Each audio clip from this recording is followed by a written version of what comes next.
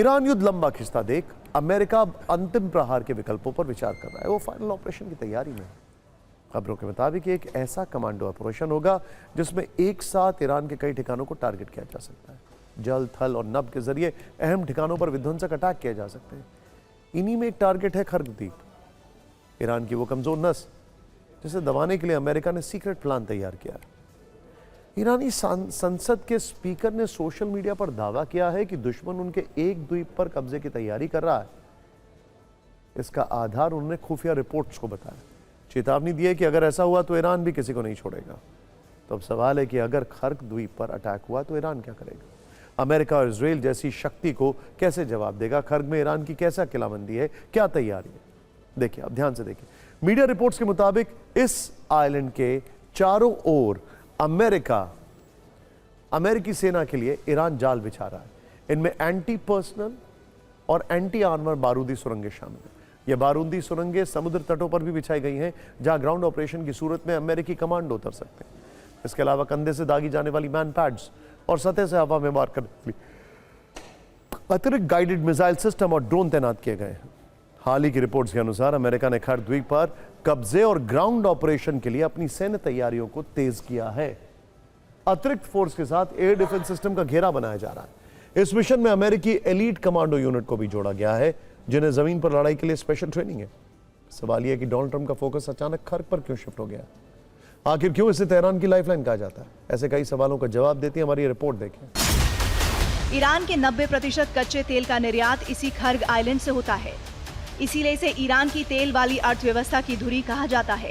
यहाँ गहरे पानी का बंदरगाह है जो बड़े तेल टैंकरों को ऑपरेट करने के लिए अच्छा माना जाता है। बुशहर प्रांत में आने वाले इस द्वीप की लंबाई लगभग 8 किलोमीटर और चौड़ाई 4 से 5 किलोमीटर है। खर्ग द्वीप ईरान की मुख्य भूमि से लगभग 25 से 28 किलोमीटर दूर स्थित है।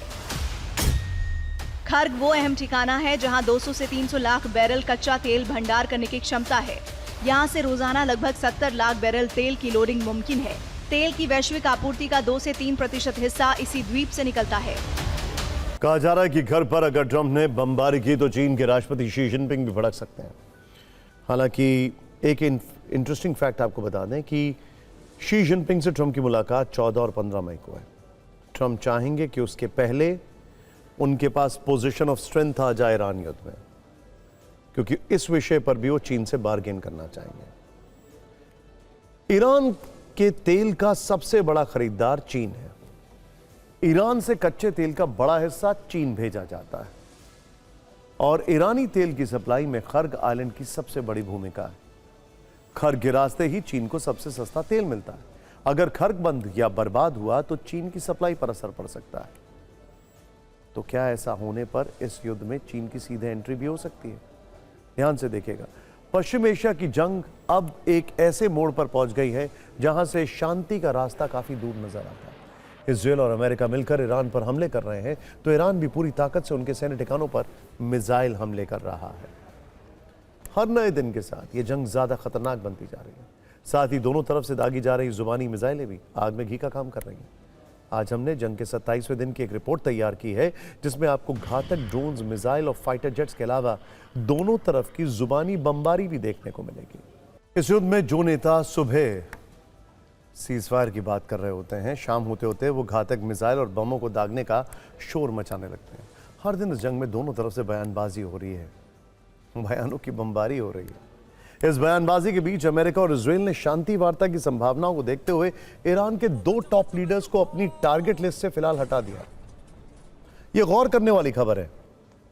सोचिए, अगर वर्ल्ड लीडर्स को कोई दूसरे मुल्क खत्म करना शुरू करते हैं, और यह ट्रेंड प्रेसिडेंट ट्रंप ने वेनेजुएला से शुरू किया है, तो इसके बहुत अलग अलग मायने आने वाले समय में देखने को मिल सकते हैं।